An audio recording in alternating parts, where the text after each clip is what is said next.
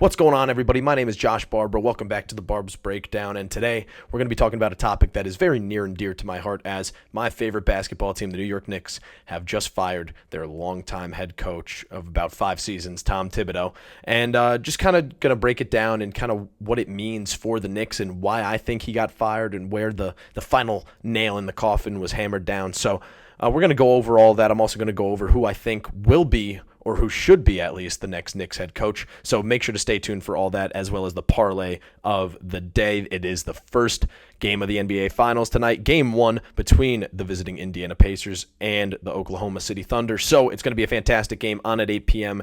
on ABC. So we're going to be talking about all of this, and let's just get straight into it. So my reaction to Tom Thibodeau getting fired was probably a little bit different than most of the other people, as I'm somebody who has wanted Tom Thibodeau to be fired for quite some time. I know what he has done for, the city of New York, but he also did the same thing for Chicago, because in my opinion, Tom Thibodeau is not a championship winner. He's a culture builder, if that makes sense. He's somebody where he'll come in to your franchise that's in the gutter, and he will build it back up to relevancy. And that's what he did with the Chicago Bulls. They had multiple 500 just straight up mid-seasons before Tom Thibodeau got there. And then in Thibodeau's first year as the head coach of the Bulls, they went 62-20, made it to the Eastern Conference Finals. Since that year, this past season with the Knicks was the only other time that he has made the Eastern Conference Finals as a head coach. He is not a championship winner. He is a culture builder. Let's continue. Now, he did the same thing with the Knicks, as we know. He brought a team that was terrible in 2019 with David Fizdale as their head coach. We all know, if you're a Knicks fan, you know that the famous screenshot of the Knicks losing to the Bucks down 100-62, and they just pan on over to Fizdale, and there he is. He's smiling ear to ear. So that used to be our reality. That used to be the reality of Knicks fans, and so I'm forever thankful for what Tom Thibodeau has done. But I think when you break it down, his inability to make key decisions down the stretch in big games, and on top of that, the complete mismanagement of his bench that happened in the Eastern Conference Finals, where you're giving guys minutes that haven't even played all year, and you're getting experimental in the Eastern Conference Finals. And I know that if that would have worked out, people would have been like, oh, Tom Thibodeau's a genius. But at the end of the day, you completely mismanaged your bench and didn't know how to make key decisions that could have won you a game. I mean, let's just talk about the Game 1 of the Eastern Conference Finals, that entire debacle. Why in what world are you not taking a timeout after Aaron Naismith hits his third straight three? You got to stop the momentum dead in its tracks, get some fresh feet out there, get your defensive, alignment out there, and make sure that doesn't happen. You're up by 12 with a minute and 30 seconds to go. They should not be coming back, and you should be taking a timeout there. On top of that, we could go all the way back to, I think, Game 1 of Round 1 against the Detroit Pistons, or Game 2, when Tom Thibodeau refused to take a timeout to bring Jalen Brunson and Josh Hart back in the game in the clutch. And I'm sorry, Jalen Brunson won the Clutch Player of the Year for a reason. Let's not act like he's not good in the fourth quarter. Why is he not in the game down the stretch when the game is close? And that's once again another time where Tom Thibodeau had his foot on the gas and he was slowly pressing it down, but then he just started to coast, and the Knicks started to coast, and then all of a sudden, here come the Pistons back into the game. So there's just multiple instances of where Tom Thibodeau has not been able to make a key decision, and not, there's certain plays where he should be challenging the call he doesn't call. And then there's other plays where he shouldn't be challenging the call, and he calls it, he says, hey, ref, I want to challenge this. Well, you're going to lose a timeout. That's how you lose games. So in my opinion, it's just his inability to make key decisions down the stretch in big games and the mismanagement of his bench. The fact that Precious Achiuwa was a solid role player for the New York Knicks during the entirety of the regular season, and then he doesn't sniff the court in the playoffs. Are you kidding me?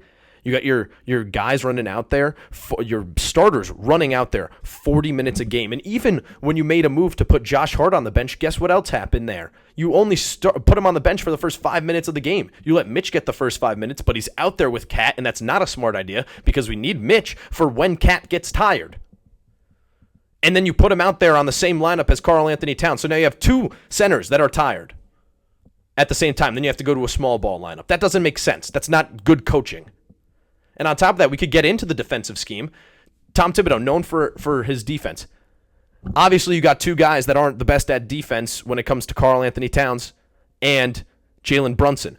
But why are you not drawing something up so at least they could get some help defense or something like that? I mean, something's got to give here.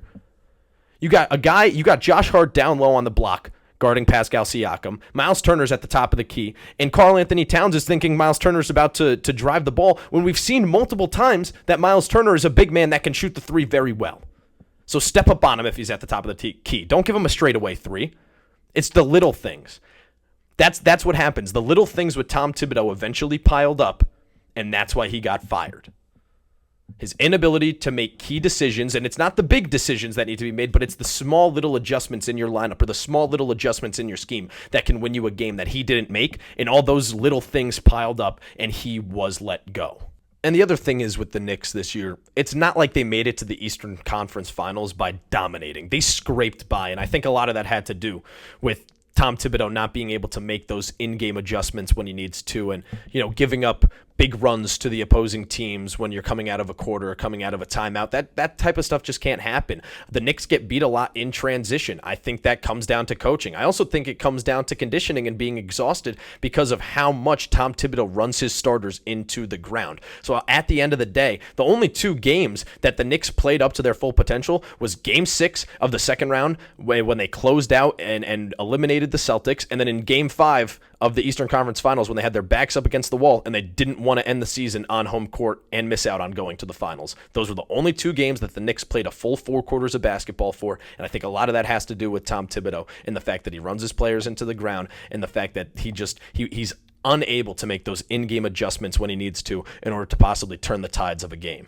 And going back to the point of me saying that he is a culture builder and not a championship winner, all you have to do is just look at the narrative that's been surrounding him for years. He could get your team to a certain level. He could create a culture of winning. He can't sustain it for a long amount of time, however. And at the end of the day, the NBA is a business. Leon Rose, James Dolan, and the New York Knicks are in the business of winning championships because of how wide open the Eastern Conference is next year. And so because of that, Leon Rose thought that it was the correct move to get rid of Tom Thibodeau, in which I agree with him. Because guess what? If the Eastern Conference is that wide open next year, I don't necessarily think that you need the most experienced head coach to go out and win a championship next year, or at least make it to the NBA Finals. That's what Knicks fans want at the end of the day. We made the Eastern Conference Finals this year. Next year, Knicks fans want, hey, guess what? They want a finals appearance. And then maybe the year after that, you go get the championship. But a finals appearance at the end of the day. Knicks fans are not asking for a championship. They just want to be able to say, hey, I saw the Knicks play in the finals. And that's what they want. So now that brings me to the next point that I want to talk about, which is what's next for the New York Knicks. Who are they going to sign as their next head coach? And who's going to be the big free agent acquisition this year? Now, I've seen some names get thrown out there. One, Mike Malone. That's the one that I've seen a lot. And I know Ian Begley with SNY TV, he covers the Knicks. He said that the Knicks are probably going to go in a different direction other than Mike Malone. But I got to tell you, seems like he would fit pretty well. He is basically Tibbs, but he knows how to manage his bench a bit better, and he knows how to make those small decisions. Like all the stuff that I talked about, Mike Malone is able to do the little things that Tibbs can't do, as well as the big things that Tibbs can't do. He's a little bit more well-rounded of a coach. I think he would be great. It also opens up the possibility, and this is just super lofty, but I had to bring it up. If Mike Malone becomes the next head coach of the Knicks, who's to say that Jokic doesn't follow soon after and Leon Rose doesn't try and trade somebody to go get, for instance, Cat. I would trade Cat in an instance to get Jokic. Not Giannis, but I would trade Cat in an instant. I would drive him to JFK Airport myself in order to get Jokic. So with that being said, it's a lofty possibility, but I mean, hey, you never know. It's sports at the end of the day. The next candidate that I've seen getting thrown around a little bit in talks of being the next Knicks head coach, and honestly somebody who I want personally, is Johnny Bryant. He was the associate head coach under Tom Thibodeau. The Knicks front office hired him because they saw a lot of potential in him to be a strong head coach one day. And I think now more than ever is the time to possibly hire Johnny Bryant, considering he already has a great rapport with the team. It means that the majority of the coaching staff won't lose their jobs, so you can keep the same core coaches and the same core players together and then go after a championship. But he's probably just a little bit different than Tibbs, and when it comes to, actually listening to what players' needs and what they want and different stuff like that. So I think that he's going to be able to connect to the players a little better if hired, and I also think that he has enough experience to where you don't need to be, a 5-year head coach in order to get to the championship. Like, he could do it next year, in my opinion, with the Knicks if hired. All right, so the third coach that I wanted to talk about here being a possibility, like I said, nothing is concrete. These are all just like names of coaches that, this guy could possibly be a good fit. This one is super lofty, However, it's Jay Wright. He has expressed interest in coaching the Knicks before. However, here's the thing. He's retired. He's been retired. And I don't know if people understand how hard it is to be one of the greatest college coaches of all time, take 4 or 5 years off from coaching, and then all of a sudden coach in the NBA for the Knicks. Like that would be super tough. That would not be something I think he would be into, all things considered. Considering he seems pretty happy in retirement being on TV with CBS Sports. So I don't think Jay Wright will come out of retirement to coach the same guys that he coached to a national championship in college at Villanova. But it's a fun possibility. It's a fun thought to throw out there, and why not? Let's just throw something to the wall and see if it sticks at this point. All right, so the final coach that I want to talk about that I have seen thrown out into conversations of being the next Knicks head coach is Dan Hurley. And as somebody that is from Connecticut, lives in Connecticut currently, born and raised here, lifelong UConn Husky fan, that's not going to happen. Dan Hurley has so much on his plate in stores right now with the fact that the transfer portal and the I'm not going to say subpar year, obviously, but subpar year for UConn standards last year. So in reality, I think that he's got his own problems to deal with in stores, and I don't think making the jump to the NBA and especially to the Knicks would be, a good career move for him necessarily.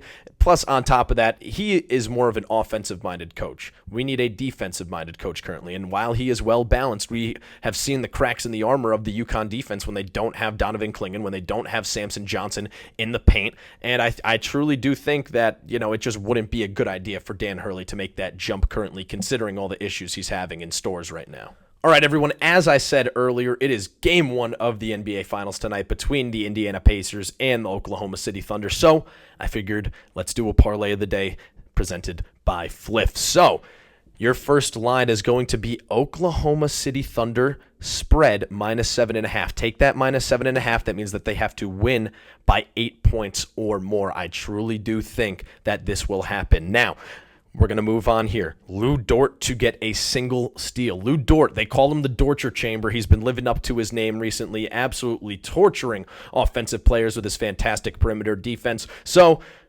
throw that in there. Lou Dort to get 1 steal. Moving on, Tyrese Halliburton to make 3 3-pointers. Over 2.5 here. The line was set, I'm pretty sure, at -115, which is pretty low to me in my opinion. So because of that, take Tyrese Halliburton to hit 3 threes. I think that's a lock right there, the way he's been playing. Moving on, Pascal Siakam over 5.5 rebounds. So basically, you just need Pascal Siakam to get 6 rebounds, and I think over the span of a 48-minute game, he'll be able to do that considering the way he's been playing. Although it isn't an even-numbered game, it's an odd-numbered game, and we know that those are his off games. He is averaging 30 points in games that have an even number, so that would be Game 2, Game 4, and Game 6.